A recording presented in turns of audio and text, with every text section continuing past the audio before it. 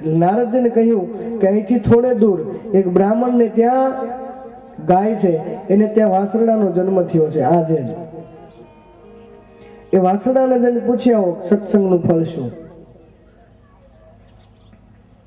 એટલે નારદજી જઈ અને પેલો ગાયનું જે વાસરડું હતું એને જઈ અને કાનમાં પૂછ્યું, ભાઈ સત્સંગનું ફળ શું? એટલે એ વાસરડાનું પણ મૃત્યુ થઈ. હવે નારદજી ગભરાવા લાગ્યા, બસ સત્સંગનું ફળ મૃત્યુ જ હોય. વળી વિષ્ણુ ભગવાન પાસે આવીને કહ્યું કે પ્રભુ એને પૂછ્યું તો એનું મૃત્યુ થયું, સત્સંગનું ફળ મૃત્યુ હશે? વળી ભગવાને કહ્યું કે નારદજી હજી તમને સમજાયું નહીં?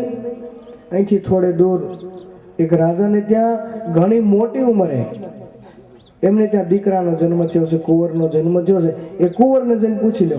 નારદજી ના કહેવા લાગ્યા કે પરમાત્મા જેને પૂછ્યું એનું મૃત્યુ થાય છે, અને તમે પાછા કહો છો કે રાજાને ત્યાં હમણાં કુંવરનો જન્મ ઘણા લાંબા સમયે થયો, અને એ કુંવરને પૂછવું કદાચ જો મૃત્યુ થાય તો મને પાછો આવવા દે ખરા? એટલે એને પૂછવા નહીં જાઓ. અને ભગવાન કહે છે કે નહીં નારદજી, તમે એકવાર જાઓ, બસ પૂછી આવો. અને ભગવાનની આજ્ઞા થઈ એટલે નારદજીથી ના ન કહેવાય. એટલે નારદજી જઈ અને પેલા રાજાના કુંવરને જઈ અને કાનમાં પૂછ્યું છે કે ભાઈ સત્સંગનું ફળ શું? અને પેલો કુંવર ખડખડાટ હસવા લાગ્યો અને નારદજીને કહેવા લાગ્યો કે નારદજી, હજી સત્સંગનું ફળ ન સમજાયું તમને? બોલે નહીં, કુંભીર નરકમાં જે નરક ભોગવતો હતો એ જીવ હું હતો, પણ તમે જે આવીને કહ્યું કે સત્સંગનું ફળ શું, આટલું જે પૂછ્યું ને તે મારા કર્મોનો નાશ થઈ ગયો. નરકમાંથી મારો છુટકારો થયો અને થોડાક કર્મ જ્યાં વધ્યા હતા તો બ્રાહ્મણને ત્યાં વાછરડા તરીકે બ્રાહ્મણના ઘરે મેં ત્યાં અવતાર લીધો. અને એ વાછરડાને આવીને તમે પૂછ્યું કે સત્સંગનું ફળ શું, તો થોડા જે કર્મ મારા બાકી હતા એ તો બળી ગયા, પણ મારા સત્કર્મનો પાર ન રહ્યો, મારા પુણ્યનો પાર ન રહ્યો. હજી તમને નારદજી વિચાર નથી આવતો કે તમે જ્યાં પૂછ્યું સત્સંગનું ફળ શું, તો સીધો હું રાજાને ત્યાં અવતાર લીધો અને રાજગાદી મારા હાથમાં આવવાની છે. આ સત્સંગનું ફળ. તો આપણને વિચાર આવે કે સત્સંગનું ફળ આવું હોય ખરું? શંકા કુશંકા થાય. બાપુ વાત કરે છે એવું સત્સંગનું ફળ હોઈ શકે? હા, સત્સંગનું ફળ એવું જ હોય. પણ સત્સંગનો અર્થ શું થાય? સત્સંગ એટલે સત્યનો સંગ. સત્યનો જેને સંગ કર્યો આને સત્સંગ કહેવાય. પણ એ સત્સંગ કરવા માટે શું કરવું? તો કે કોઈ સાધુ, કોઈ સંત, કોઈ ગુરુના ચરણમાં જઈ અને એના પાસે પેલા સત્સંગ સાંભળો અને પછી સત્ય તરફ પ્રયાણ કરો. અને સત્યનો જયારે સંગ થઈ જાય ને એને સત્સંગ કહેવાય. सत्संग की आधी घड़ी, सत्संग की आधी घड़ी, सुमिरन बरस हजार, बरखा की आधी घड़ी, रेट चाले 12 मास. અડધો ઘડી કોઈ સત્સંગ કર્યો હોય ને તો સત્સંગ की आधी घड़ी सुमिरन बरस हजार, 1000 વર્ષ સ્મરણ કરો અને અડધો ઘડી સત્સંગ કરો. આ બંને બરોબર. જેમ વરસાદ અડધી ઘડી આવે તો આખી પૃથ્વી પલાળી દે, અને 12 માસ રેટ ચાલ્યા કરે તો એની તાકાત નથી પૃથ્વી પલાળી શકે. સત્સંગ की आधी घड़ी, સત્યનો સંગ. પોતાના નિજ સ્વરૂપનું જ્યારે માણસને ભાન થાય ને ત્યારે કેવું થાય?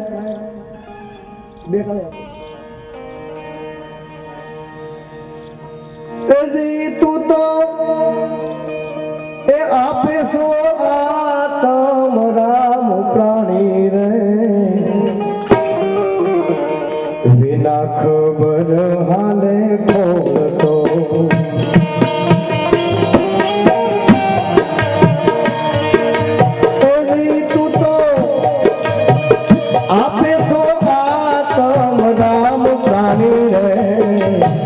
વિના ખબર હાલે ખોલતો, વિના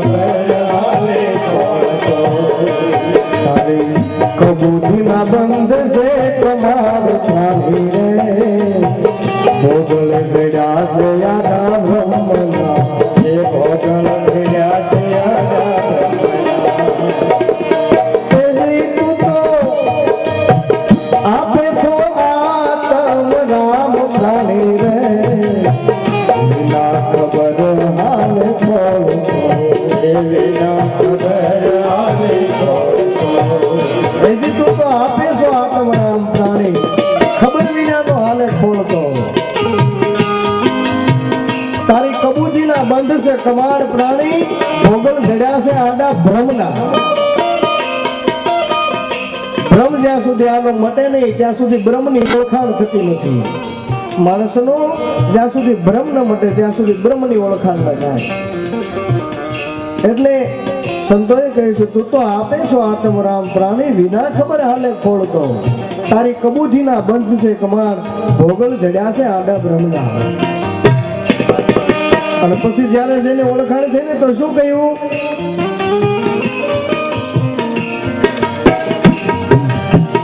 આદિ અનાદિ અનંત છૂડે મારો આવે નહીં અંતરે.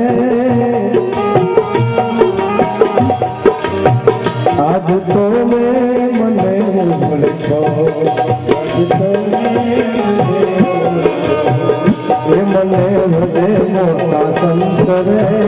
આજ તો મેં મને ઓળખો, આજ તો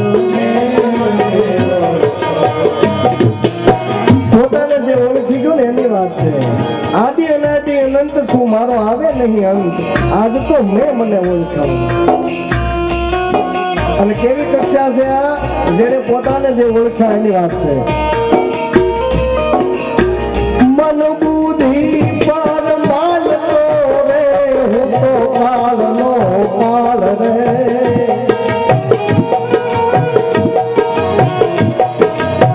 મન બુદ્ધિ પર માલતો રે હું તો કાળનો પાળ રે.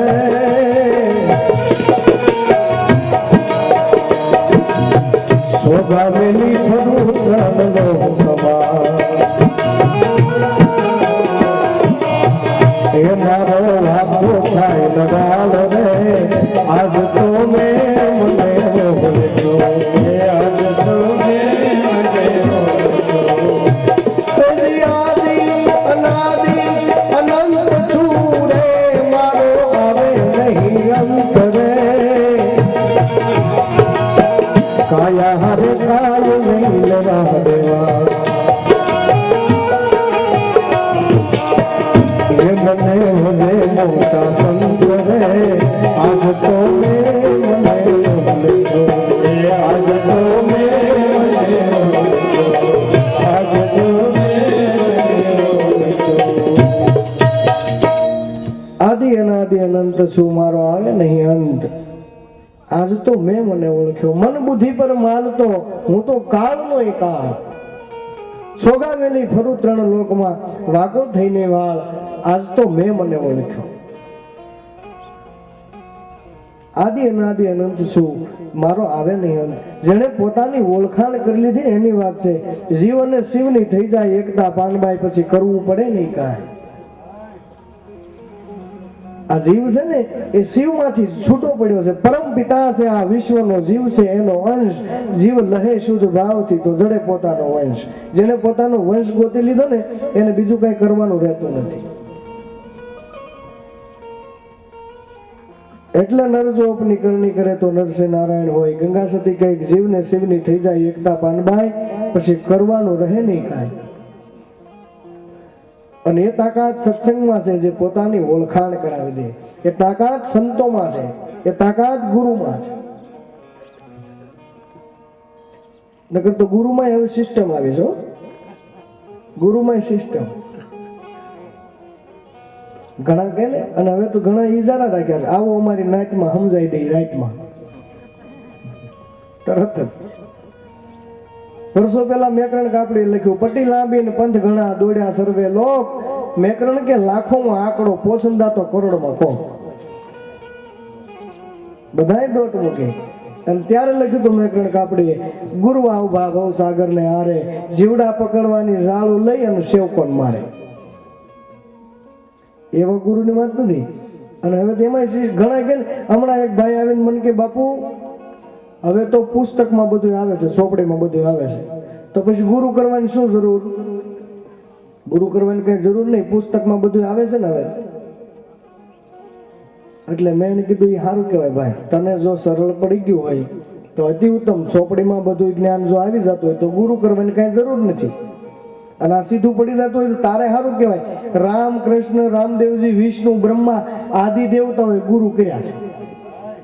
બ્રહ્મા વિષ્ણુ રામ કહો, કૃષ્ણ કહો, રામદેવ કહો, જેટલા અવતારી પુરુષો છે ને આ બધાને ગુરુની જરૂર પડી છે.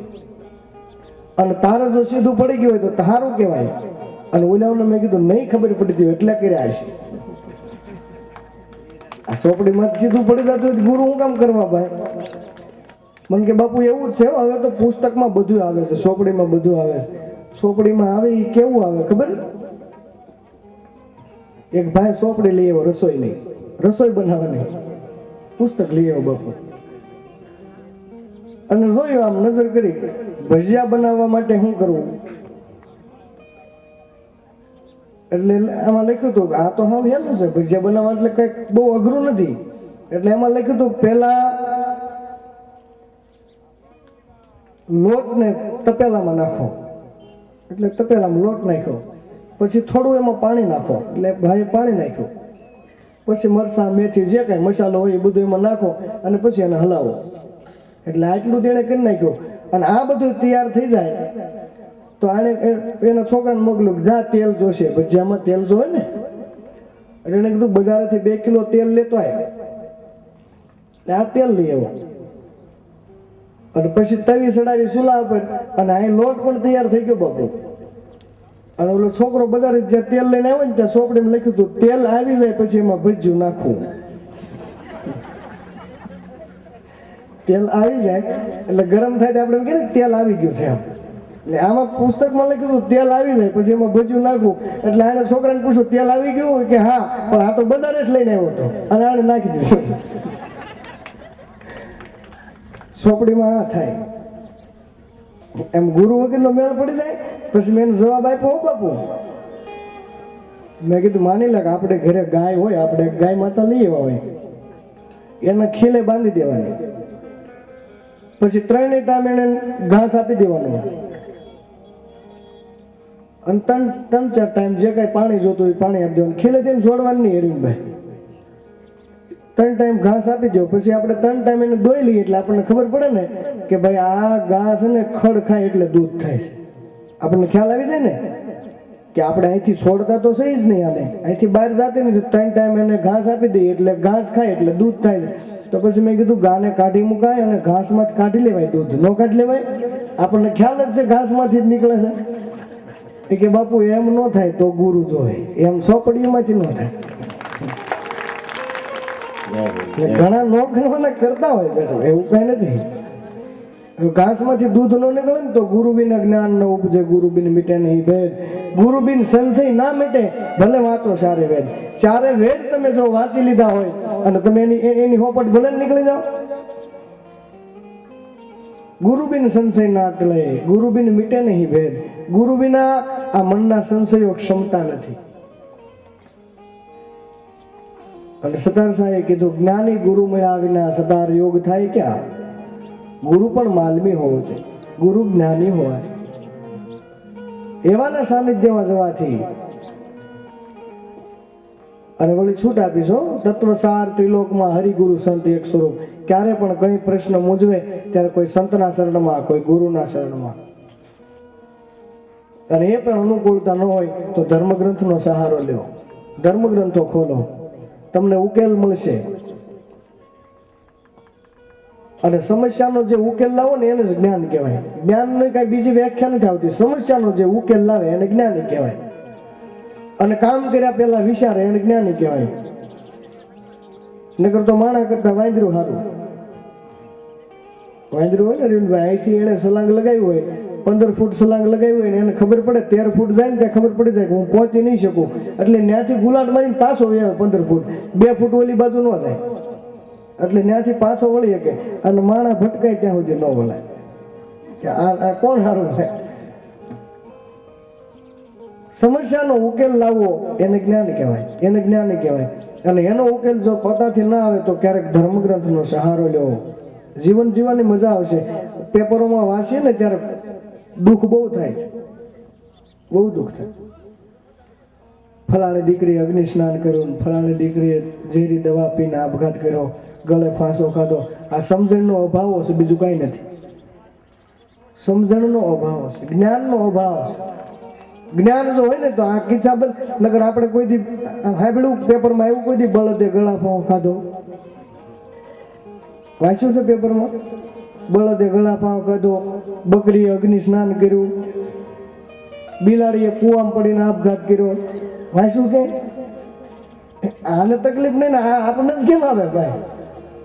સમજણનો અભાવ, જ્ઞાનનો અભાવ. અને સમસ્યાનો જે સમાધાન કરે એને જ્ઞાની કહેવાય.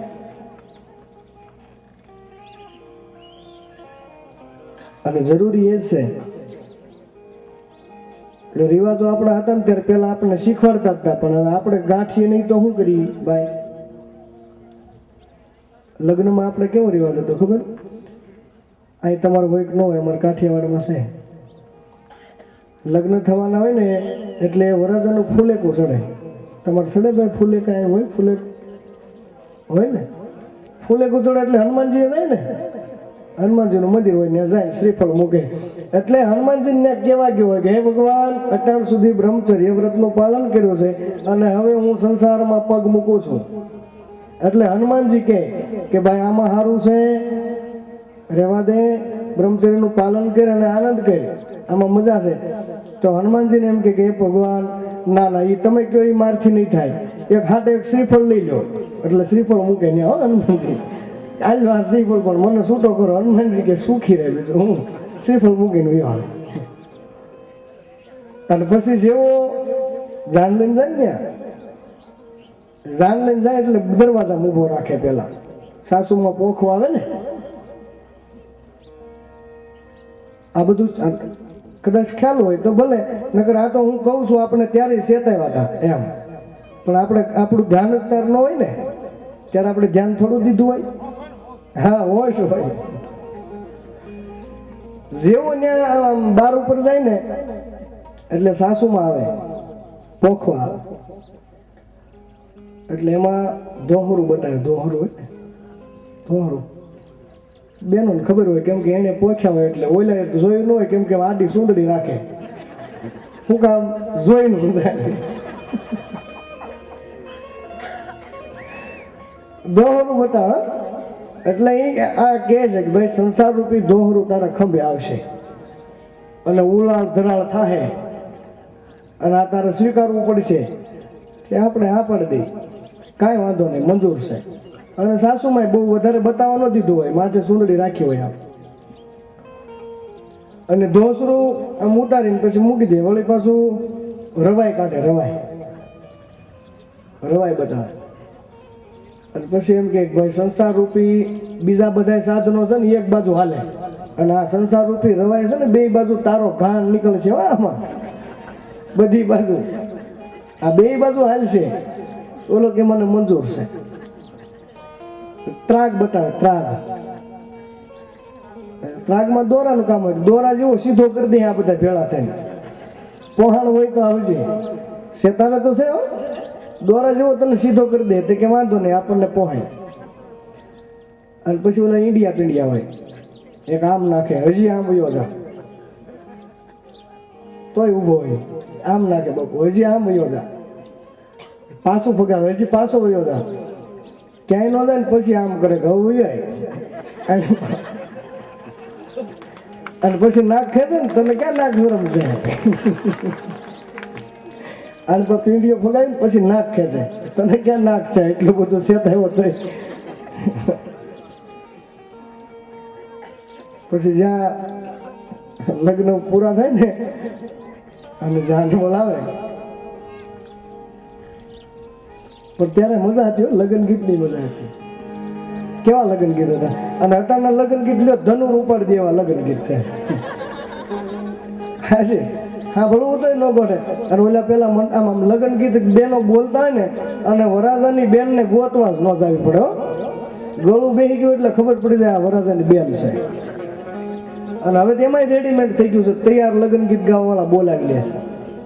અને 8-8 દિવસ પહેલા લગ્નની તૈયારી કરતા. અને લગ્નમાં ઓલી જાન જરીકમથી મોડી થવી ને ત્યાં અહીંથી માંડવા વાળા બોલે, કેવું? સાંજ રે પડી ઝાલર વાગી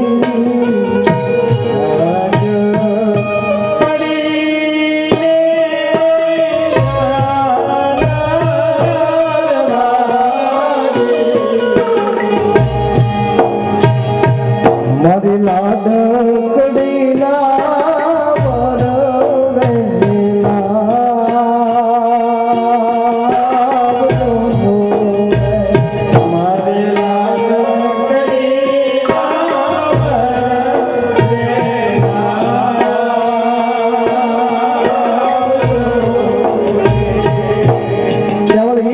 જવાબ દે મસ્કરી કરવા હાથો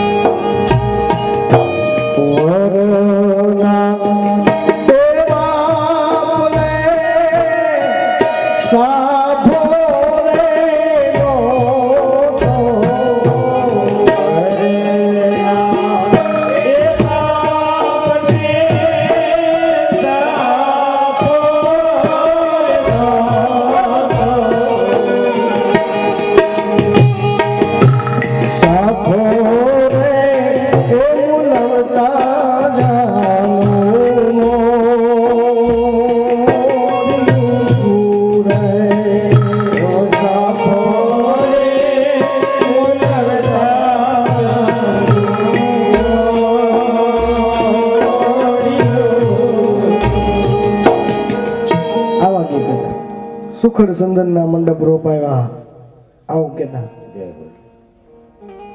પેલા બાપુ આ કથા નો વાતો ને ઘણા મને કેતા બાપુ લગ્ન ગીત તમને ફાવે છે કે આવો ને એટલે હું કહું એને કે ભાઈ ખોટું આપણીથી ન થાય કે લગ્ન ગીત ગાવા એમાં ખોટું મેં કીધું ખોટું જ બોલવું ને હવે ગાવું જ ને આપણે ને સુખડ સંદન ના મંડપ રોપાયા લોટ એને વળ્યું હોય અને પછી વખાણ કરવા શું કરશે ખોટું ગાવાનું બોલો અને કારણ કે નાણાવટી સજન બેઠું માંડવે ઓલો વ્યાજમાં લઈ આવ્યો બિચારો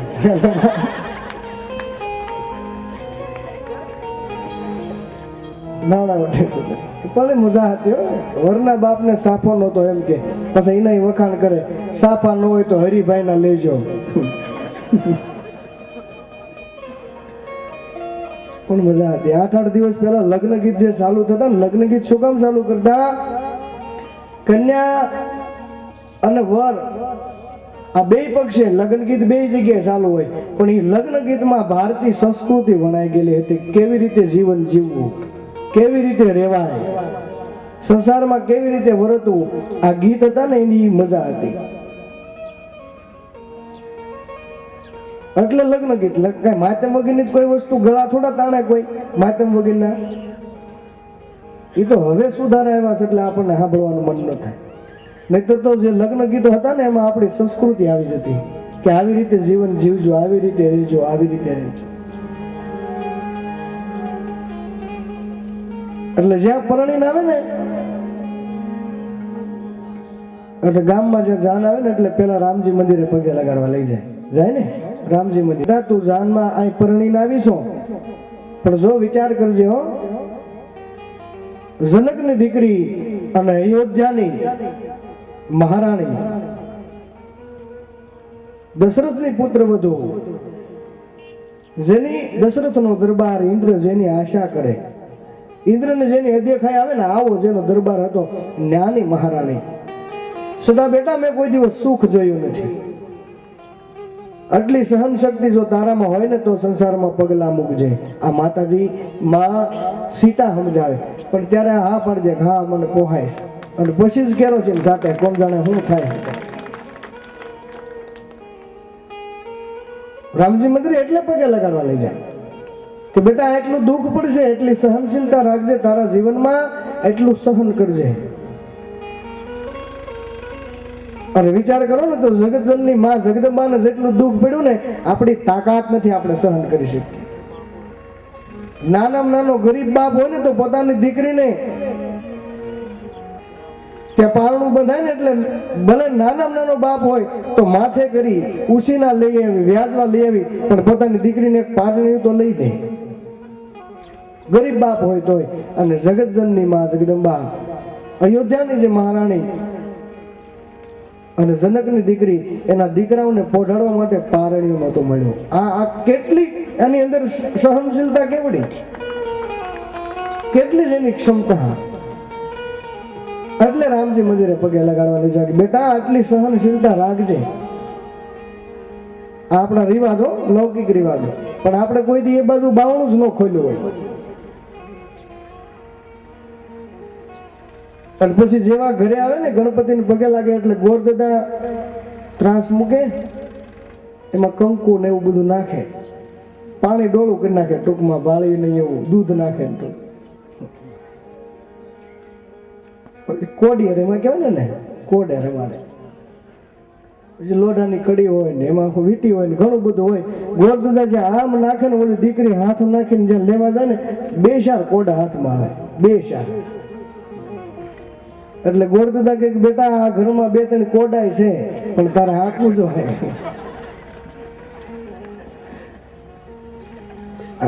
પરિવારમાં તો બધું હોય ને, એટલે દીકરીને ઈશારો કરે કે બેટા આ ઘરમાં 2-3 કોડાય છે, પણ હકાવી લેજે. એટલે ઓલી દીકરી કે કાંઈ વાંધો નહીં, આપણે ફરીને ટ્રાય કરો. આપણા લૌકિક રિવાજો.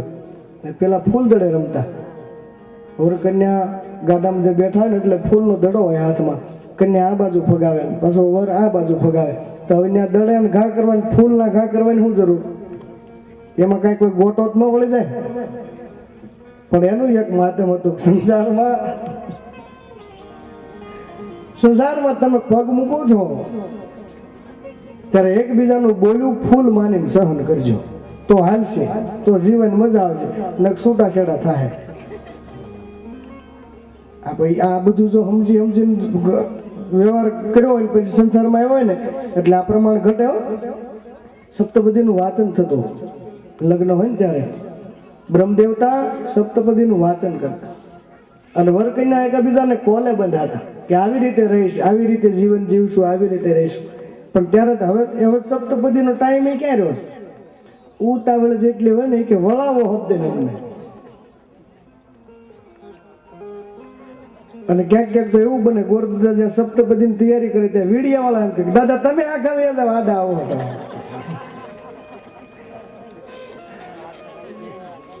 એટલે ઓલી વિધિ રહી જાય. પછી કે છૂટાછેડા કેમ થાય છે? આમાં અડધી વિધિઓ થાય એમાં. બાકી સમજીને જેને સંસારમાં પગ માંડ્યો હોય એ તો ઠેઠ સુધી પેલા નહોતો. આપણે વડીલો જ્યાં પણ સંબંધ નક્કી કર્યા હોય, પછી કાણા હોય, કુબડા હોય, લુલા હોય, લંગડા હોય, છતાં આખી જિંદગી વહી જતી, પણ એકાબીજા પ્રત્યે કાંઈ ફરિયાદ ન આવતી. શું કામ? જેને સમજીને સંસાર માંડ્યો. આ બધા રિવાજો આપણા એટલે છે, લૌકિક રિવાજો, પણ આપણે કોઈ દી એની પર ડોક્યું ન કર્યું એટલે ખ્યાલ ન હોય. એટલે ભગવાનની કૃપાથી આપણને માનવનું શરીર મળ્યું છે અને માનવ બનીને રહેવા જેવું છે. અને સત્સંગની અંદર એ તાકાત છે કે સત્યનો જ્યારે સંગ થઈ જાય, પોતાની ઓળખાણ થઈ જાય અને આ જીવ સમજતો થઈ જાય ને એટલે દુઃખી થતો બંધ થઈ જાય. મિથ્યા દુઃખને લઈને આપણે જે પોટલું માથે ભરીએ છીએ ને એ પોટલું હેઠું ઉતરી જાય એટલે દુઃખ જેવી કોઈ વસ્તુ છે જ નહીં. અને એ પણ કાલે પણ મેં કહ્યું હતું, તમને કદાચ એમ લાગે કે આપણી પાસે કાંઈ નથી તો 10 વર્ષ પાછળ વયા જાય ને આપણા વડીલોને યાદ કરી લેવું, જે કાળી મજૂરી કરવા છતાં પોતાની પાસે કાંઈ સુવિધા ન હતી, છતાં પણ અંત સમયે કહીને ગયા હોય કે આજ દી હાથમાં વયું જવું છે. આ કઈ તાકાત હતી? આપણા વડીલો જે હતા, વૃદ્ધો હતા, એને કાંઈ બીજી ખબર નહોતી પડતી, એટલી બધી ખબર ન પડતી. દેશી, હાવો દેશી. પણ એને ડબલું ગોબરું નહોતું થવા દીધું. આપણે કાલે વાત કરી હતી ને ડબલાની, આપણે આ ડબલું ગોબરું કરી નાખ્યું છે.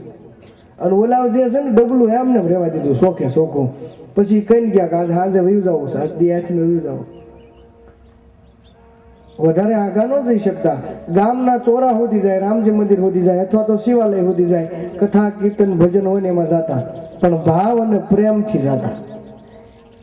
અને આપણે 500 કિલોમીટર કથા કીર્તન ભજન સાંભળવા વ્યા જાય, ભાવ ને પ્રેમ ઘરે પડ્યા હોય એટલે મેળ નથી આવતો. મુદ્દા ઘરે પડ્યા હોય અને ઓલા જાતા ગામના ચોરા સુધી, પણ ભાવ ને પ્રેમ હારે લઈને જતા.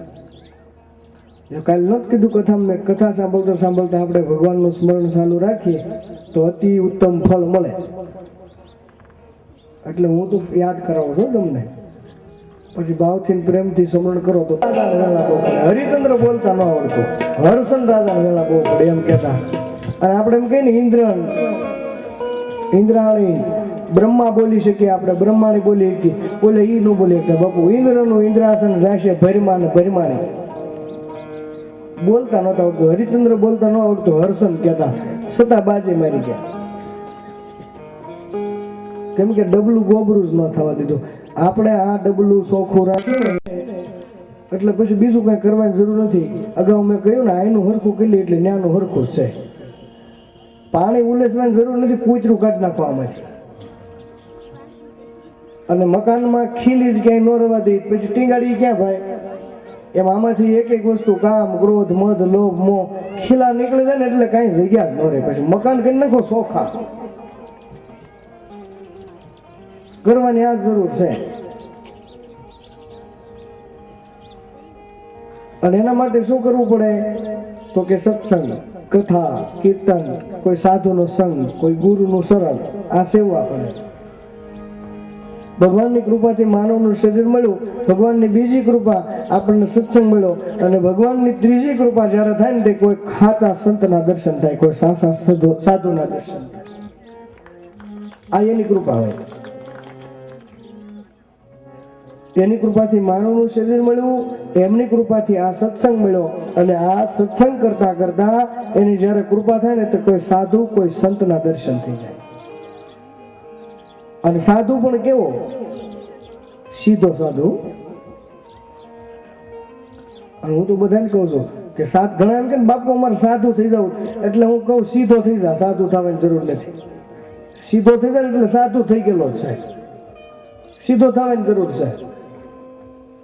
અને ઘણા એમ કે બાપુ યોગી થવું હોય તો શું કરાય? કોકને ઉપયોગી થતો થઈ જાય, યોગી થવાની જરૂર નહીં. બહુ ઉપયોગી થતો થઈ જાય ને એટલે યોગી જ થઈ ગયો. કરવાની આ જરૂર છે, જીવન બનાવવાની જરૂર છે, જેમ છે એમ. પણ ભગવાનની કૃપાથી સત્સંગ મળે, અને ભગવાનની જ્યારે કૃપા થાય ને ત્યારે કોઈ સંતના દર્શન થાય. અને સંતના દર્શન થાય ત્યારે સંતના દર્શનનું શું મહાત્મ છે એ સંતોએ કહ્યું છે. કોઈ સાધુના દર્શને, કોઈ સંતના દર્શને તમે જાઓ તો કેવી રીતે જાઓ, અને એનું ફળ શું છે? સંતના દર્શન કરવાનું, સાધુના દર્શન કરવાનું. એ મન રે સંતને બાળીને સન્મુખ ચાલીને,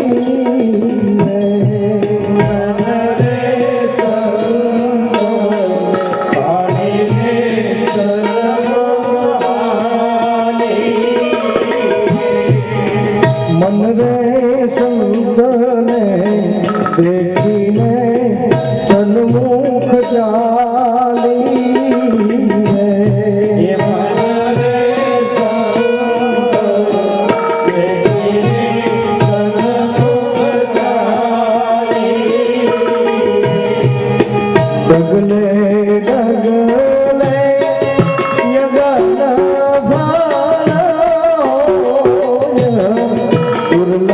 દુર્લભ સેવા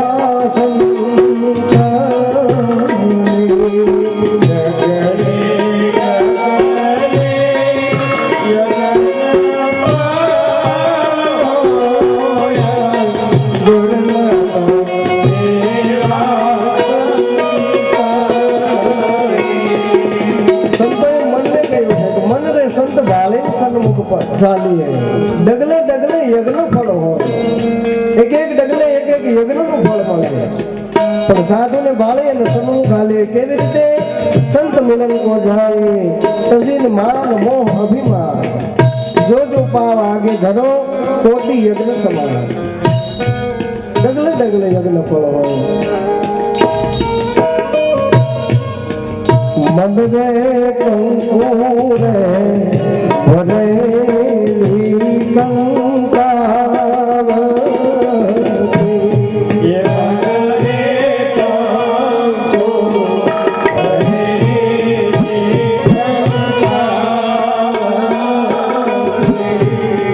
મન રે કંકુરે ભરેલી કંકાવતી,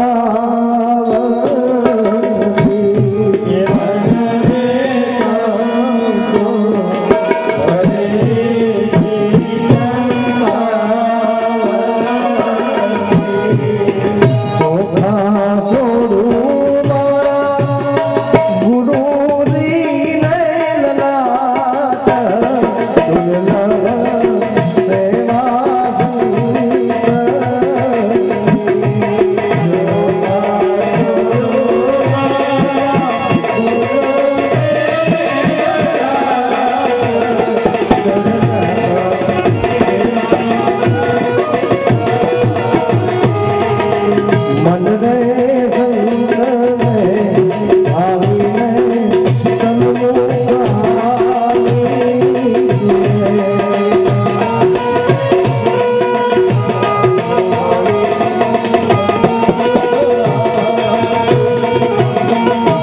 ડગલે ડગલે યજ્ઞ ફળ હોય દુર્લભ સેવા સંતની મન સંત ભાળીને સન્મુખ ચાલી કોઈ સંત કોઈ સાધુ કોઈ બ્રાહ્મણ આને પગે લાગવાથી નુકસાન કોઈથી થતું નથી. સાધુ બ્રાહ્મણ અને સંતને પગે લાગવાથી કોઈથી નુકસાન થતું નથી. શું કામ? સનાતન નિયમ એવો છે કે સાધુના ચરણે અથવા બ્રાહ્મણના ચરણે તમે પગે અડી અને પગે લાગો એટલે 31 માળાનું ફળ સાધુ અને બ્રાહ્મણનું વયું જાય. કેટલું? 31 માળાનું. આ બધા સાધુ બ્રાહ્મણોને વંદન કરે. કઈ સાધુ બ્રાહ્મણ ખંભા પર તોપ લઈને થોડા આટા મારે? બીક લાગે છે એટલે વંદન કરે? સાધુ બ્રાહ્મણના પગે અડી અને પગે લાગો એટલે સાધુનું 31 માળાનું ફળ વયું જાય. સંસાર બધા એટલે પગે લાગે. એટલે સંત ભાળીને સન્મુખ ચાલીએ ડગલે ડગલે યજ્ઞ ફળ હોય. આ બધી વ્યાખ્યા તમને એમ થાય કે બાપુ શિવ કથા કરે છે તો હજી શિવ કથા ચાલુ કેમ થઈ નથી? તો હું કહું તમને, આપણે પેલા વર્ણન કર્યું કે માનવનો દેહ એને આપ્યો ને એની કૃપા છે. તો આપણે સાંભળ્યું કે માનવનો દેહ ક્યારે મળે અને માનવનો દેહ મળ્યા પછી આપણે શું કરવું જોઈએ અને પછી એની કૃપાથી જે સત્સંગ મળ્યો છે તો સત્સંગનું ફળ શું છે? અને હવે એની જ કૃપાથી કોઈ સાધુના દર્શન થઈ જાય તો સાધુ કેવો હોવો જોઈએ એનું વર્ણન કરો. પછી ખોટા હાથમાં આવી જાય ને પછી આખા ગામને બરબાદ કરે છે ને એટલે કેવું છે. પછી કે બાપુને અમે આવા નહોતા ધાર્યા, ઈ તો હતો જ એવો, તું માનતો તો. હા, પછી આમાં ખોટા હાચા મરે.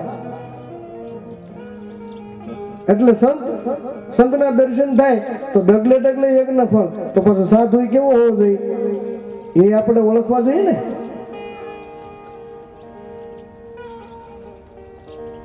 એટલે સંતોએ કહ્યું છે સાધુ કેવો હોય? માયા ને મમતા તણા જેને હૃદય ન લાગે રોગ. માયા ને મમતા તણા અરે જેને હૃદય ન લાગ્યા હોય રોગ આવા સંત સમરવા જો દિવસ ઉગે માયા ને મમતા તણા જેને હૃદય ન લાગે રોગ આવા સંતો સમરવા જોગ દિવસ ઉગે ને દાદભા. એવા સંતના દર્શન કરવાથી એવા સંતનું સ્મરણ કરવાથી આ જીવનું કલ્યાણ થાય. કેવો સંત હોવો જોઈએ? અમારા બહેનોને જરીક આનંદ કરવો છે. સંતની વ્યાખ્યા આપણે થોડી વાર પછી કરશું. અને એક બીજી જાહેરાત કરું, આપણે ત્યાં સુરતમાં દર શનિવારે કૂતરા માટે 10 મણ ઘઉંના લાડવા બને છે. અને મારી કથામાં જેટલા શંકરગીરી બાપુને બધાને ખબર છે, મારી કથામાં જ્યારે પણ જેટલું અનાજ આવે એ હું કોઈ દિવસ મારા ઘરે લઈ જતો નથી. એ કૂતરાના લાડવામાં જાય અથવા તો ત્યાં જરૂર ન હોય તો ગમે તે આશ્રમમાં પણ હું અનાજ કોઈ દિવસ મારા ઘરે લઈ ગયો નથી. એટલે કૂતરાના લાડવા આપણે દર શનિવારે 10 મણના બને છે. 10 મણ તો ઘઉં ખાલી, એમાં 55-60 કિલો ગોળ હોય, સામું 3 ડબ્બા તેલ હોય. અને કૂતરાના માટે જે લાડવા બને છે એટલે કાલે અરવિંદભાઈને એને પૂછેલું કે ભાઈ તમને કોઈને વાંધો ન હોય તો એ કૂતરાના લાડવા માટે જોડી હું દરેક કથામાં ફેરવું છું. અને આપણું કામ એવું છે કોઈને કામમાં ન આવ્યું તો કાંઈ નહીં, નડવું નહીં. એટલે કમિટીવાળાને બધાને પૂછ્યું કે તમને વાંધો ન હોય તો જોડું ફેરવું, નહીં તો આપણે કોઈની વિરોધમાં કોઈ કામ કરવાનું નથી. શાંતિ આપણે કોઈને ન અપાવી શકીએ તો કાંઈ નહીં, અશાંતિ આપવાનો આપણને કોઈ અધિકાર નથી. એટલે કૂતરા માટે લાડવાની જે જોડી આવે છે 2 બહેનો ફેરવજો. અને જેને કોઈ ફરજિયાત નહીં હો કે હવે જોડી આવી છે તો શું કરવું, એવું કોઈ ફરજિયાત નહીં. મન માને અને તમને ભાવ હોય તો જ આપવાનું, અને ફરજિયાત કોઈને નથી. નહીં તો ઘણી વાર એવું પણ થાય બાપુ કે જોડે આવી તો શું કરવું, દેવા જ પડશે, એવું ફરજિયાત પણ નથી. અને આ બેનો જરીક વાર ઊભા થઈ જાવ તો હમણાં એક આનંદ કરાવી દઉં. અને આમાં કઈ એવું નથી હો, બેનોને હાથ દુખાવો થાય, ભાઈઓને થાય. અને હું તો કહું છું અહીંયા જ લટકું લઈ લેવાય, ને કે બેનો તો ગમે ત્યાં લગ્ન પ્રસંગ હોય ન્યાય રાસ લઈ લે. આપણે ક્યાં લેવું? આપણે ક્યાંક લગ્ન હોય ડિસ્કો થોડા કરી શકીએ, પણ અહીંયા નાચી લેવાય હો. અને સાથે સાથે સમરણ તો ભગવાનનો થઈ જાય, અને પાછું જ્ઞાન કેવું હોય એની ખ્યાલ આવી જાય.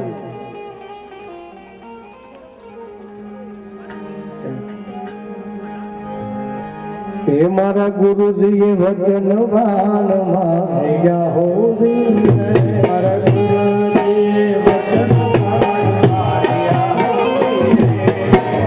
ગુરુજીએ વચન વાન માર્યા હો,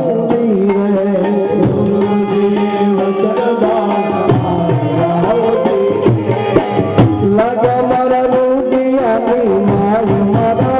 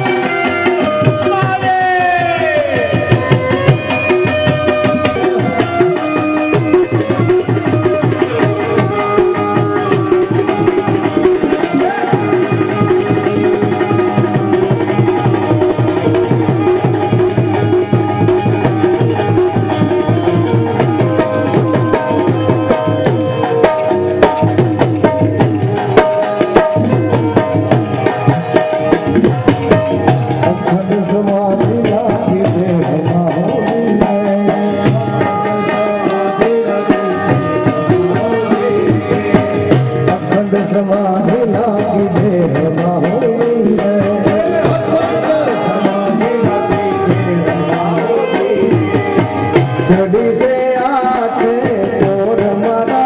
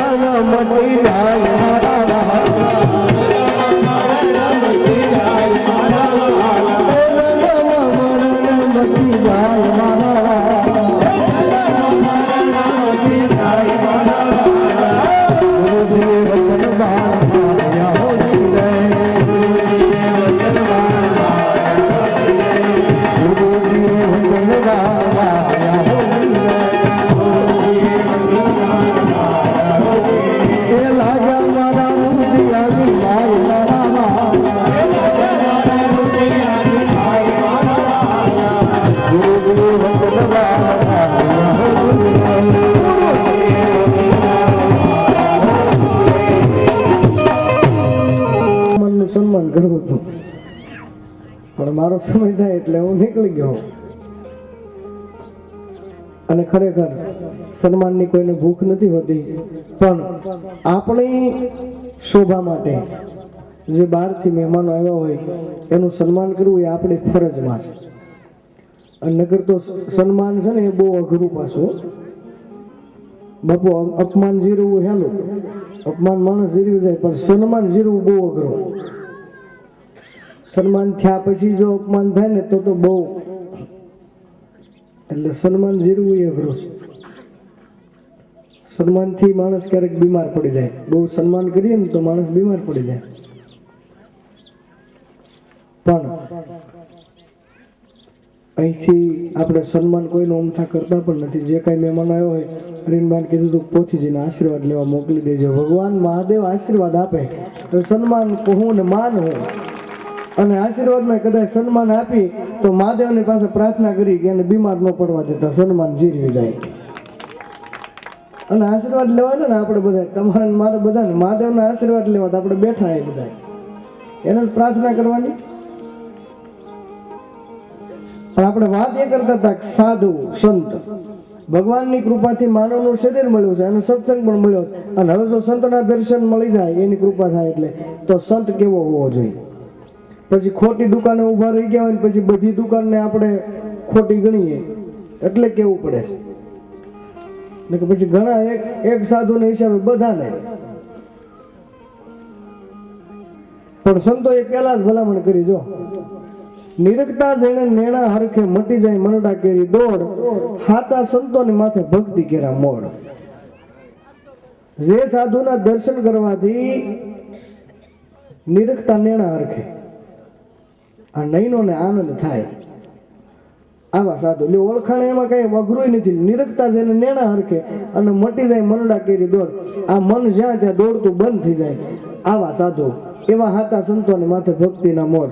અને હાચા એમ કીધું, હાચા હું કેમ કેવું પડ્યું, એનો અર્થ કે ખોટા હશે. હાચા એમ સંબોધન શું કામ કરવું પડે?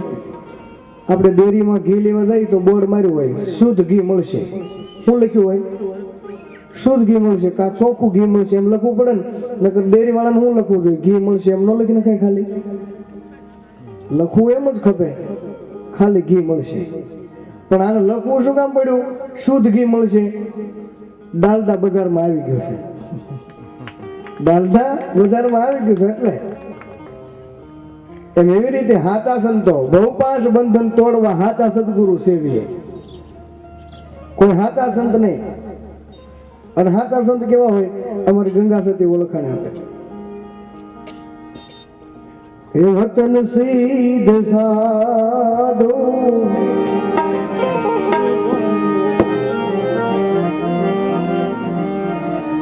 કોઈ દી ડગે નહીં પાલવા. વચન સિદ્ધ સાધુ, વચન સિદ્ધ સાધુ એ કોઈ દી ડગે નહીં પાલવા. સાધુના નિશાન કેવા હોય એ બતાવો. કોઈ દી ડગે નહીં પાલવા, એ બ્રહ્માદિક કાળ ભલે જાય. વચન સિદ્ધ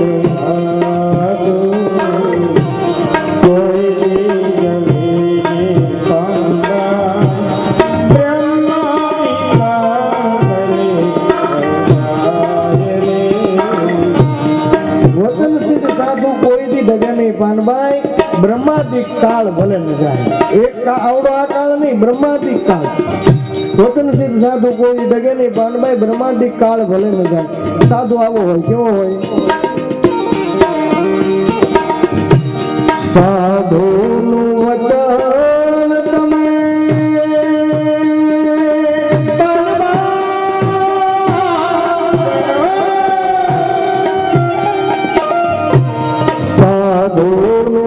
વચન તમે પરિપૂર્ણ સમજો પાનવા.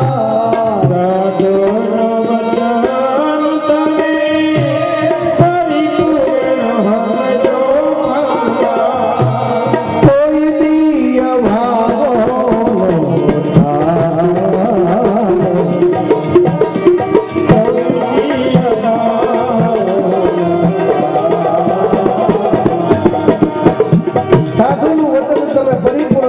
પાનભાઈ તો કોઈ દી અભાવો ન થાય. પણ કેવો સાધુ? વચન સિદ્ધ સાધુ કોઈ દી ડગે નહીં પાનભાઈ, બ્રહ્માદિક કાળ ભલે ન જાય. શરીર પડે પડી વચન સુખે નહીં પાનભાઈ, પાનભાઈ. શરીર પડે પણ વચન સુખે નહીં. શરીર પડે ચલની વચન સુખે નહીં પાનભાઈ. ગુરુજી નામ વેચાય વેચાય, ગુરુજી નામ વેચાય.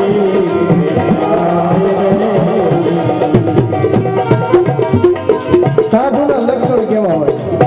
પછી કપડા સાબુ ન જોવો તો ચાલશે. લક્ષણ કેવા હોય સાધુના?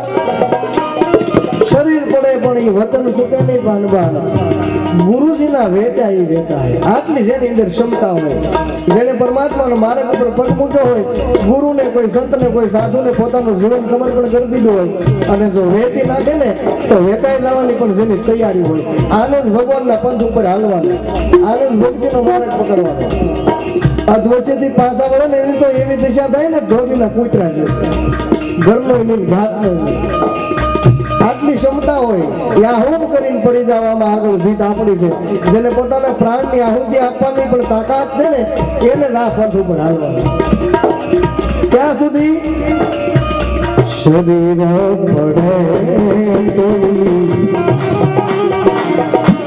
વચનો સુખે નહીં કાંગા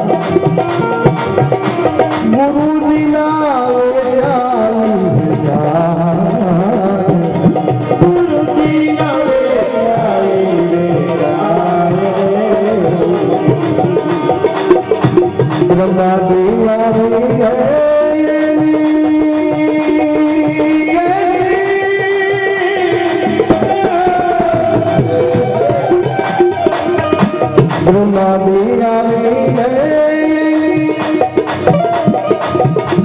પરીક્ષા કરે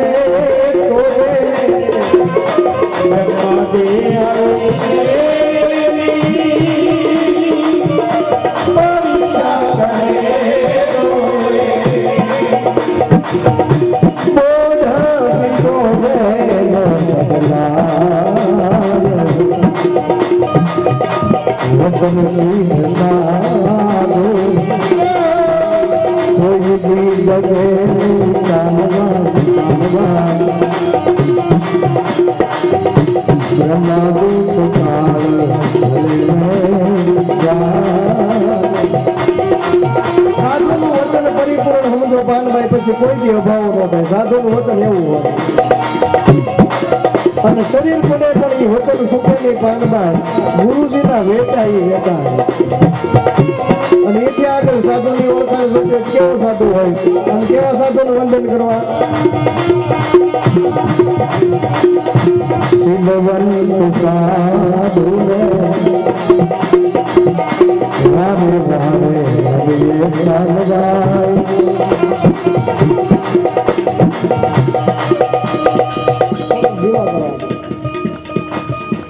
શીલવંત સાધુને વારંવાર નમીએ પાનભાઈ શીલवंत सबसे बड़ा सब रतन की खान 3 लोक की संपदा रही शील में समाये आवा શીલવંત સાધુને વારંવાર નમીએ પાનભાઈ હજી આપણે એટલું કીધું હોય ને ત્યાં ઉતાવળ કરી ગયો શીલવંત કોને કહેવાય પણ સંતોએ જવાબ જ આપ્યા છે તો શીલવંત કોને કહેવાય તો ગંગા સતી જવાબ આપ્યો જેના બદલે નહીં રે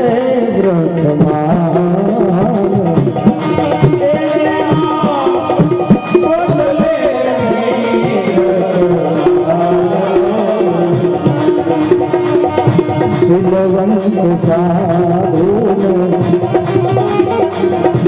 રાધે રાધે હરિયે કાનવા બદલે નહીં વર્તમાન બદલે નહીં રે વર્તમાન શીલવંત સાધુને વારે વારે નમીએ પાનબાઈ જેના બદલે નહીં વર્તમાન જેને બધી ઇન્દ્રિયો પર સીલ લાગી ગયા હોય આને શીલવંત કહેવાય શીલवंत सबसे बड़ा सब रतन की खान 3 लोक की संपदा रही शील में समाये आवो साधु મળે આવા સંત મળે તો એને વારંવાર નમીએ પાનબાઈ જેના બદલે નહીં વર્તમાન કેવું સાધુનું જીવન હોય આઠે આઠે પહોર મન મસ્ત થઈને ગયે પાનબાઈ જેને જાગી ગયો તોરિયામાં દાહ સાધુની ઓળખાણ કે સાધુનું જીવન કેવું હોય જોવો જોઈએ ભગવાનની કૃપા નથી ડગલે ડગલે યજ્ઞ ફળો એમ કહીએ આપણે સાધુ પાસે જવું પડે અને સંતો આવે જો દર્શન દેવા ઓમ નમો નારાયણ બધાના હવે આ તો મહાદેવની કથા છે. ઋષિ, જ્ઞાની, ત્યાગી, વૈરાગી બધાને મહાદેવની કથા તો પ્રિય લાગે. દેવાધિદેવ મહાદેવ, બ્રહ્મા આદિ દેવતાઓ જેની પાસે હાથ ફેલાવીને ઉભા રહે છે, બ્રહ્માદિ દેવતાઓ. આવું અનન્ય તત્વ મહાદેવ. એ કથામાં પ્રવેશ કરવો છે, પણ આ સાધુ કેવો હોય એની વાત કરવી છે. સંત કેવો હોય? સંત વાકો જાણીએ દુભત દુભાવત નાહી, હરે ફરે બગીચામાં ફલ ફૂલ તોડત નાહી. જે આ પરમાત્માની બગીચો છે એમાં આંટો મારવા આવે, હાનિ કોઈને ન પહોંચાડે. અને ખરેખર સાધુ સંત જ્યારે ઘરે આવે, સાધુ સંત બ્રાહ્મણ, તો એ જ પૂછે કે ભાઈ સંધ્યા વંદન કરો છો, મંત્ર જાપ કરો છો, મંત્ર માળા કાંઈ ફેરવો છો, આવું જ પૂછે. અને એને સાધુ કહેવાય. તારી પાસે કેટલા કરોડ છે એમ કોઈ દી ન પૂછી. આવા હરિકથાને એને ખબર છે બધા. પણ કે બાપુ તમે કોઈ દી આમ માંગવાનું કઈ? મેં કીધું ભાઈ તમે 200 દો ને અમારા છોકરા ખીચડી ખાઈ એવી દશા જ નથી થવા દીધી મહાદેવે કોઈથી. એટલે સંપત્તિને તમે વખાણ, સાધુ સંપત્તિના વખાણ ન કરે કોઈ દી. સાધુ જ્યારે આવે ત્યારે એવા જ સંસ્કાર આપે અને એવું જ પૂછે કે ભાઈ સંસ્કારો કેટલા છે, સંતાનો કેટલા છે, એ મહત્વ નથી. તો ઘણા એમ કે ને બાપુ અમારા ઘરે પધરામણી કરવા આવી જાઓ, તમે ગરીબ માણસ છે. આપણે તો બધાને મારા જીવનની ખબર છે, કોઈ અમીર નહીં, કોઈ ગરીબ નહીં, સબ સરખા. એટલે ન્યા જઈને પછી વિવેક કરે. બાપુ ભગવાનની દયા છે ને આ તમારી દયા છે, જો 8-10 છોકરા છે. સુદામાનો ભાઈ હોય, હો સુદામા. એટલે છોકરા મહત્વના નથી. એમ સાધુ સંતાનો વિશે ન પૂછે, સાધુ સંસ્કારો વિશે પૂછે. સંતાનો કેટલા છે એ મહત્વ નથી, સંસ્કારો કેટલા છે એ મહત્વનું. અગાઉ પણ મેં કહ્યું હતું ને, સંસ્કાર વિહીન પ્રજા જો થાય ને, આપણે બધા સંતાનોની નકરી યાચના કર્યા કરીશું, સંસ્કાર વિહીન પ્રજા એ આપણા દેશનું પતન કરી નાખશે, ધર્મનું પતન કરી નાખશે. ઘણા જોવો ને તમે, ઘરમાં બોલવામાં વિવેક ન હોય. ભાઈની સાથે કેવી રીતે બોલવું, મા બાપની સાથે કેવી રીતે બોલવું, સગાવાલાઓની સાથે કેવી રીતે બોલવું. અને ઘણી જગ્યાએ તમે જાય ને, ઓલા છોકરા આટા મારતા હોય એમ કે બાપુને પગે લાગ બેટા, કે આખો ભાગે આમ. પછી અમને કે બાપુ આ સાધુને પગે કેમ નહીં લાગતો હોય? ઘોડી આમ હૂતો હોય ને તઈ બીવરાવે, હુઈજા બાવો આવ્યો. આ બાવાથી બીવરાવીને હુવડાવ્યો, હાલે કોઈથી સાધુને આમ. અમને કે પછી બાપુ કેમ સાધુને પગે નહીં લાગતો? આ હતું હું તો નો જ એમ કે હુઈજા બાવો આવ્યો. ઘોડિયામાં તે બીવડાવ્યો, એ સાધુને આમ હાલે ખરો? સંસ્કાર વિહીન પ્રજા થાય ને તો પતન થાય. વિવેક હોવો જોઈએ. ઘરમાં કેવી રીતે રહેવું, પરિવારની સાથે કેવી રીતે રહેવું, ભાઈની સાથે કેવી રીતે વાત કરવી જોઈએ, આ બધા વિવેકો છે. અને વિવેક વગરની પ્રજા થશે તો એને શું કરવા છે? સંસ્કાર વિહીન પ્રજાને શું કરવી? એ પતન ઘરનું પહેલા કરશે. બહારનું પતન તો પછી કરશે, પહેલા ઘરનું પતન કરી નાખશે. અને પ્રેક્ટિકલ જ તમને કહું છું, બધાને, તમને બધાના અનુભવમાં પડ્યો હોય, ભગવાનનો અંશ બધાની અંદર છે, ઈશ્વર તત્વ બધાની અંદર છે, પણ ઘરમાં એક વ્યક્તિ એવું હોય જેની ઉપર એની એક્સ્ટ્રા પ્રેરણા હોય, થોડીક વધારે, એની કૃપા વધારે હોય. ઘરમાં એક વ્યક્તિ એવું હોય, એમાં દૈવત્ય હોય,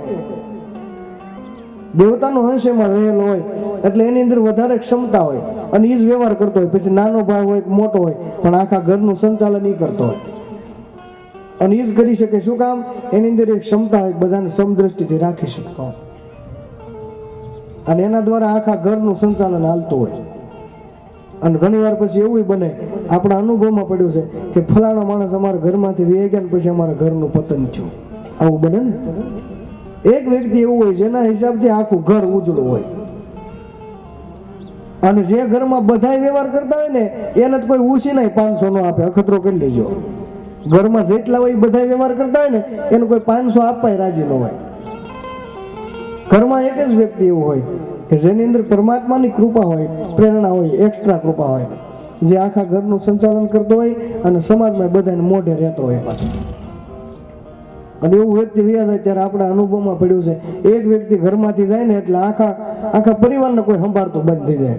અને હું તો એમ કહું છું કે મરી અટાણે મોક્ષ ન થાય કાંઈ નહીં, મર્યા પછી ફોટા સામું કોક આંગળી સીધે ને એવું કરજો કે ફલાણો વ્યક્તિ નહીં એટલે હું નકર આ વાંધો સિરાઈ ગયો હોય, એટલું ખપ પડે ને તો જીવન જીવા કહેવાય, વધારે કાંઈ નહીં. ઘણી વખત એવું બને ને કોકને યાદ કરવા પડે કે ફલાણો વ્યક્તિ નથી એટલે શું, નકર આ વાંધો ચીરી નાખ્યો હોય, એટલો ખપ પડે તો ઘણું છે. અને એટલું બધું ન થાય તો કાંઈ નહીં. આ 2 દિવસથી માથાકૂટ જ કરું છું, સંસારમાં વ્યવસ્થિત રહેતા શીખી જાઓ, દિવ્ય સંસાર પહેલા બનાવો એટલે પછી ભગવાન ત્યાં આવશે. એને આવવું તો ઘણું છે પણ આપણું ઘરે એવું હોવું જોઈએ ને, એને આવું ગોઠે એવું પ્રેમ ભાવ સંસ્કાર જ્યાં હોય ને ત્યાં પરમાત્માનો હર હંમેશ વાસ હોય છે. ભગવાન બધે હોય, ક્યાંય નથી એવું નથી, પણ આપણને નથી ખ્યાલ. ઘણી જગ્યાએ આપણે એવી ભૂમિ જ હોય ત્યાં જઈએ તો આપણે એમ થાય કે હવે ક્યારે વયો જવાય અહીંથી, નથી થતું એમ. અમુક ઘરમાં ભગવાન આટો મારવા આવે તો મું જાય પછી. અને ઘણા આ બહેનોનો એવો ભાવ હોય, ઘણા પધરામણી કરવા લઈ જાય ને, બાપજી અમારા ઘરે પધરામણી કરવા આવો એટલે આપણે જઈ પ્રેમથી બિચારા બોલાવે અને પછી એમ કે બાપજી અમારું આ મંદિર છે અહીં જરીક નજર કરો ને. આ એક સહજ ભાવ છે બહેનો. અને પછી મંદિરમાં જોઈએ ને બાપુ જેટલા હોય એટલા ભગવાન એમાં નાખી દીધા હોય, બધા જેટલા હોય એટલા. પછી આપણને વિચાર આવે કે દિવસના તો બરોબર હાકડ મુકડ ભગવાન બેઠા રહે, પછી હવે હાજે એનું હું એટલે કોકને લાંબા પગ કરવા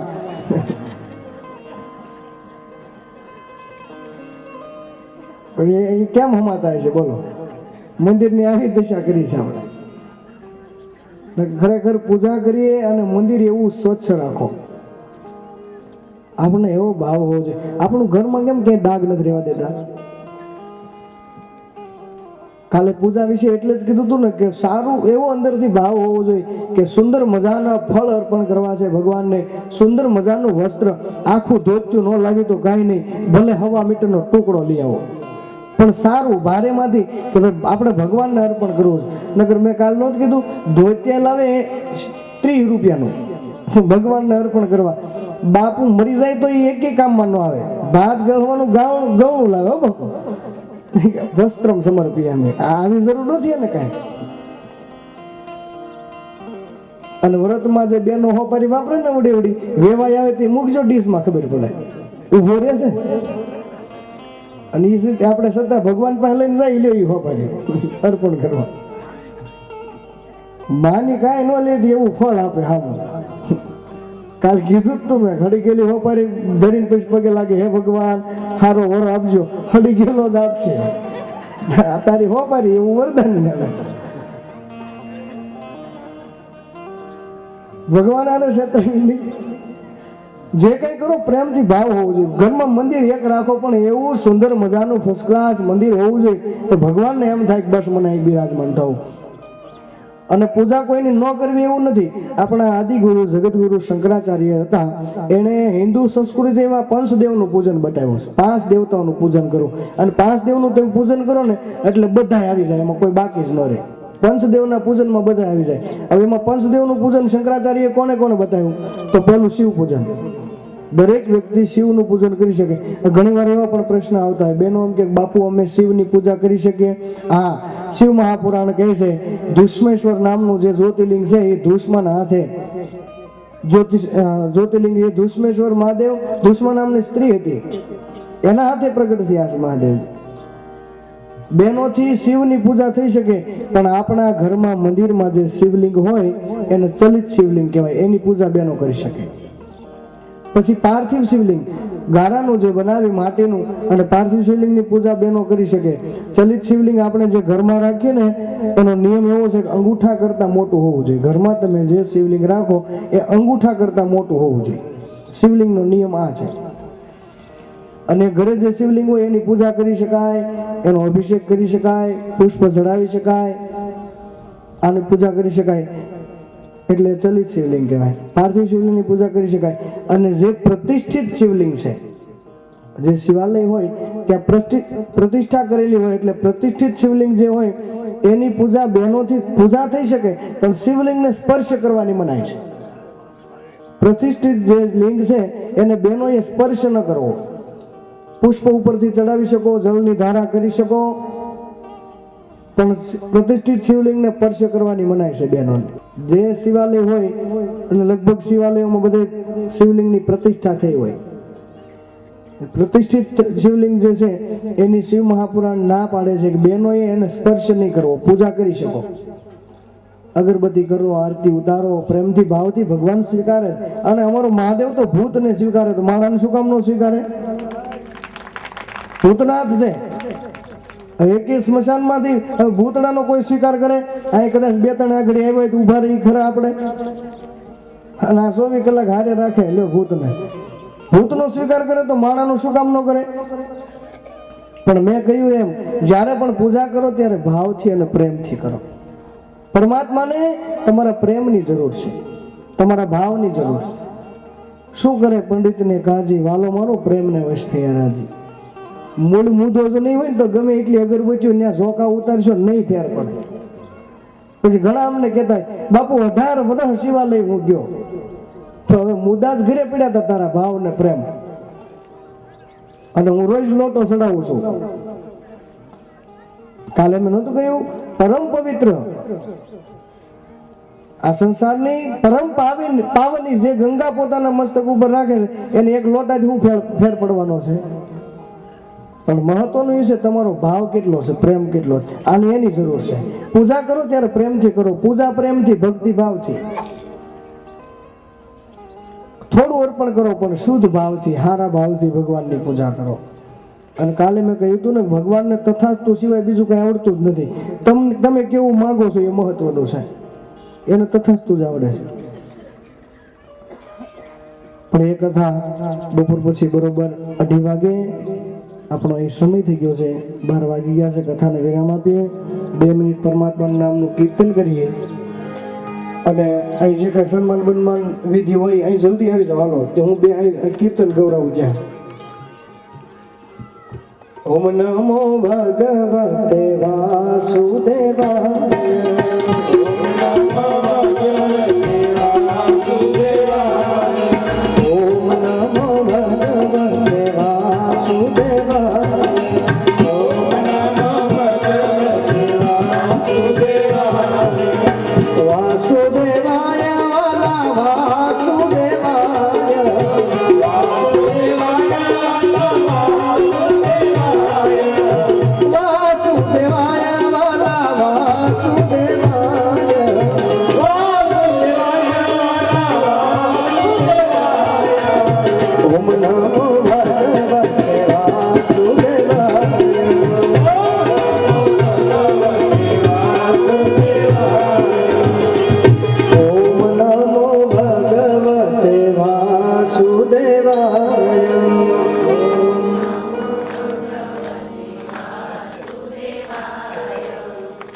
આ મોફતમાં નથી મળવાનો.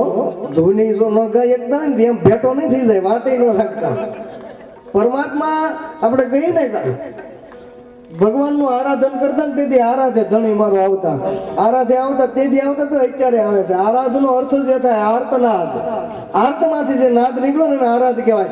આર્તનાદ જ્યારે નીકળે ત્યારે ભગવાનને આવવું પડે. હવે આપણે ધૂન ગાવામાં જો બાકી રાખી, પાકિસ્તાન નજીક થાય અહીંથી. હા નજીક થાય ને, સાચું. બાકી રોહામાં ખબર પડે જોઈએ. એટલા જણા જો ધૂન બોલે અને ત્યાં ખબર પડે. અને આર્તનાદ જ્યાં સુધી નહીં નીકળે ત્યાં સુધી વાત જ નહીં રાખવાની ભગવાનની. બોલો જોઈએ તમે બધા એટલા બોલો ને હું અહીંથી એકલો બોલું. ઓમ નમો ભગવતે વાસુદેવાય.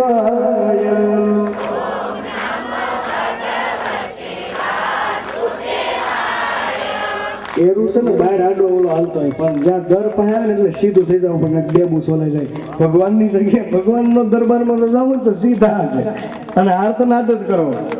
ઓમ નમો ભગવતે વાસુદેવાય.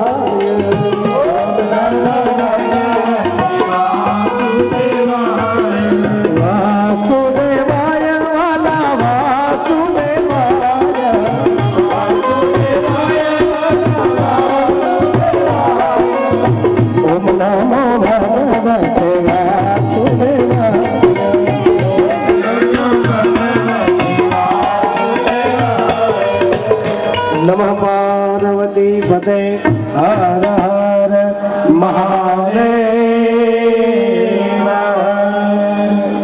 આપણે બધા હાથ ઊંચા કરીએ છીએ રોજ, તો ખબર આમ ઘણાને એમ લાગે કે હાથ હું કામ ઊંચા કરતા છે, આવું થાય ને. મૂળ બધા હાથ ઊંચા કરી દે હર હર મહાદેવ કરે એટલે. હાથ ઊંચા કરવાનો અર્થ એ થાય કે ભગવાનની પાસે શરણાગતિ સ્વીકારી. કરફ્યુ લાગી ગયું હોય ને અહીંયા અને હાથ ઊંચા કરી દો તો મિલિટરી વાળા ગોળી ન ચલાવે, એટલે આ મહાદેવની શરણાગતિ છે. બોલો હર હર મહા